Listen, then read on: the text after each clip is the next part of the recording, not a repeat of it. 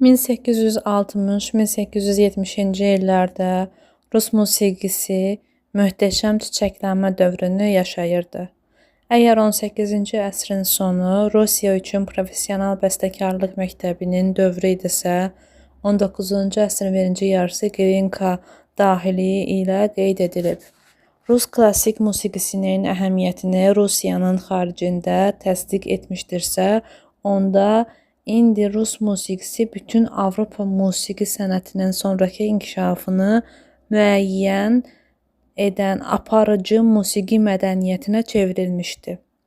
Bu dövrdə öz yaradıcılığında Rus cəmiyyətinin həyatını əks etdirən bir sıra Rus bəstəkarları yaranır. Qeyd edilən 20-liyə Mussorgskinin Boris Godunov və Xovanşina, Baradinin Knyaz Igor, Rimski-Korsakovun Pskovlu qız operaları, Çaykovskinin Qoyqoylu baleti, Baradinin 1-ci və 2-ci simfoniyaları, Çaykovskinin 4 simfoniyası və s. kimi həmişə yaşar əsərlərin yaranması aiddir. Bütün musiqi həyatında köklü dəyişikliklər baş verir. O dövrə qədər yalnız aristokratik dairələrdə, saray teatrlarında və ev şəraitində inkişaf edən Rus musiqisi indi geniş auditoriya əldə edir. Sistemli olaraq musiqi sənətini təbliğ edən konsert təşkilatları əmələ gəlir. Teatrlara demokratik kütlələr, tələbələr, ziyalılar, xırda məmurlar gəlir. Konsert həyatının canlanması bir çox görkəmli ifaçıların adı ilə bağlı idi. Onların arasında Anton və Nikolay Rubinstein qardaşları, skripkaçılar Venyavski və Auer, violonçel ifaçıları Davidov və Verzbiloviç, müğənnilər Petrov, Stravinski, Melnikov, Platonova, Lavrovski, Xokhlov, Slavina və s. Opera işinin inkişafına dirijor Napravnik böyük töhfə vermişdi. 1859-cu ildə Rubinsteinin təşəbbüsü ilə Peterburqda, Rusiyada musiqi təhsilinin, musiqi zövqünün inkişafına və Rus istedadlarının təşviqi məqsədinə xidmət edən Rus musiqi cəmiyyətinin yaranması çox böyük tarixi hadisə idi. Rubinstein görkəmli musiqiçi, ictimai xadim, pianoçu, bəstəkar və dirijor özü bu təşkilata başçılıq edirdi. Bu konsertlərin əhəmiyyəti çox böyük idi. Geniş dinləyici auditoriyası burada Bach, Handel, Beethoven, Mendelssohn və bir çox böyük bəstəkarların əsərləri ilə tanış olurdu. Rus cəmiyyəti qarşısında musiqi kadrları ilə bağlı məsələ öz həllini tapa bilmişdi. 1862-ci ildə Rusiyada ilk konservatoriya Peterburqda, 1866-cı ildə Moskvada fəaliyyətə başladı. 1860-70-ci illərdə musiqi elmi və tənqidi sahəsində böyük irəliləyişlər baş verdi.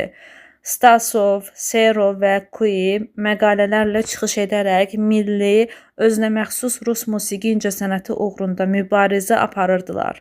Bütünlükdə musiqi mədəniyyəti yeniləşmə dövrünü yaşayırdı. 19-cu əsrin 60-cı illərində Rusiyada yeni ictimai-siyasi qüvvələr mütləqiyyətə və təhkimçiliyin qalıqlarına qarşı azadlıq mübarizəsinə qalxır. Musiqi də kənarda qalmır. Rus bəstəkarları xalq həyatının obrazlarını öz əsərlərində əks etdirməyə səy göstərirdilər. Mussorgski ən irəlidə gedənlərdən idi.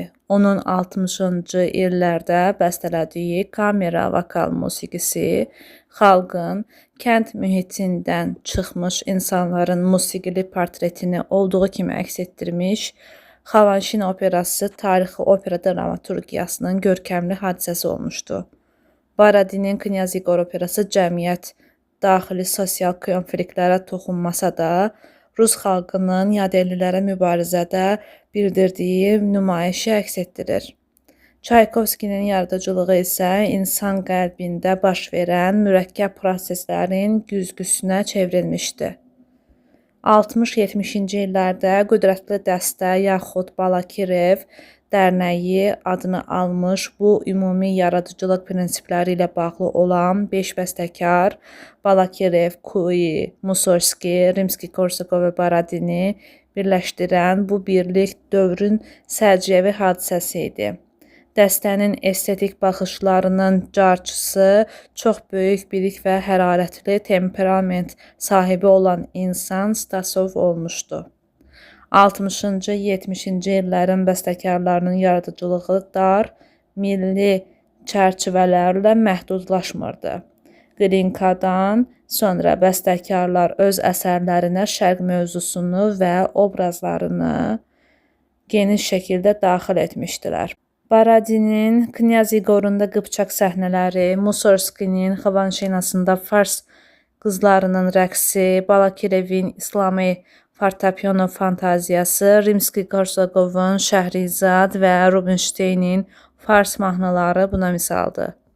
Rus musiqisinə əvvəlki kimi İtalyan, İspan, Polşa və digər xalq elementləri daxil olur.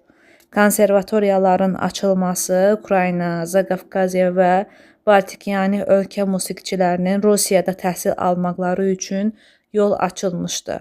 Sarayda əvvəlki kimi Rus musiqisinə etinasız yanaşılır, əvvəlki kimi xarici musiqilərə üstünlük verilirdi. Ödənişsiz musiqi məktəbi daim təqiblərə məruz qalır, maddi çətinlik içində fəaliyyət göstərirdi. Serovun musiqi haqqında apardığı kütləvi mühazirələr, onun nəşr etdirdiyi Musiqi və Teatr adlı qəzeti rəsmi dəstək görmürdü. Bir çox qabaqcıl xadimlərin taleyi faciəvi vəziyyətdə idi. Mussorgski vaxtsız, ehtiyac içində vəfat edir. Balakirev daim davam edən mübarizəyə tab gətirmir, ağır sinir böhranı keçirən bəstəkar ömrünün ikinci yarısında əvvəlki qaynar ictimai musiqili fəaliyyətindən tamamilə uzaqlaşır. Rubinšteyn yuxarılarla daimi toqquşmalar səbəbindən konservatoriyanın direktoru vəzifəsindən gedir. Lakin belə çətin şəraitdə Rus musiqisi xəlqilik və demokratizm yolu ilə inkişaf edirdi. Rus musiqi sənəti 19-cu əsrin ikinci yarısında ən yüksək çiçəklənmə səviyyəsinə çatır.